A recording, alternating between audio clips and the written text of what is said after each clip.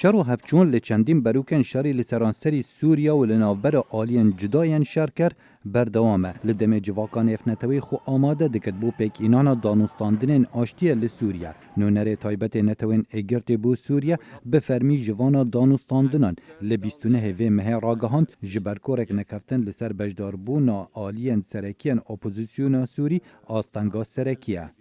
Due to the intense جبر جدابریه تند و برونی جبر بوچین جدا لسر لیستا بشتاری آلین اپوزیسیونه کمبونا 25 و مهه هات بشون خستن. هر وسادی مستورات د برسوا پسیارکا اسوشیتد پرس درباره بجدار بونا پیاده نخواست بینیان بدد. it will depend او لسر دسته وردانا سوریان و ولاتن خودی باندور لسر روشا سوریه دمینه. کار به دستین ترکیه با آشکرا دجاعتی خولی سر بجداربونا پیاده دانوستاندن آشتی دا دیار کر کو بجداربونا کردان به گفل لسر پاراستنا ولات خود بینن. Ve özellikle de YPG gibi terör Bi taybet xwasta bejdarbûna YPG di şandê opozisyonê da wê danûstandinan helweşînît. Eger hindek welat bixwazin lê em dibêjin ev xeter e. لی برپرسیر خستنا در و یا پیاده آشکرا نکرد داخوازنامه گهشت بده دستوان لی پشراس کرد که هفسروک پیاده صالح مسلم ویل جنیو بو پیکینانا دانوستاندنان.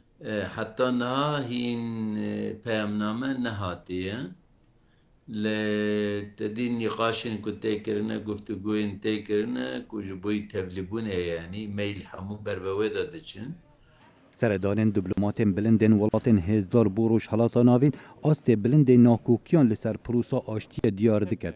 حکومت سوریا آماده بجداری لجنیوا سی بکت ل اپوزیسیون سوری داخوازا بداوی اینانا هرشان و دورپیچ کردن باجران و آزاد کردن گرتیان دکت.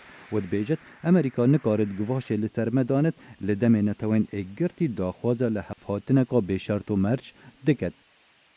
خالد فتاح دنگ امریکا